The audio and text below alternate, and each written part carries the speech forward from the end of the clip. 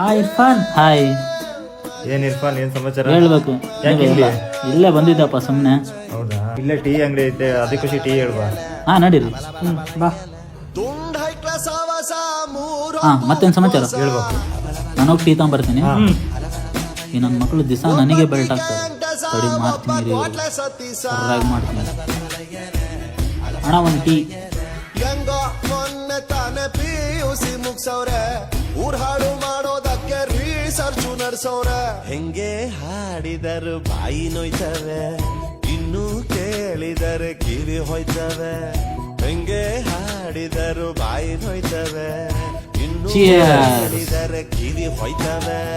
ತುಂಡ್ high class ಹವಾಸ ಮೂರ್ ಹೊತ್ತು tea ಯಾಕೆ ಸಪ್ಪ ಐತೆ? ಹೌದಲ್ಲ, ಶುಗರ್ ನಾನೇ ಕಮ್ಮಿ ಹಾಕೋ ಕೇಳಿರೋದು.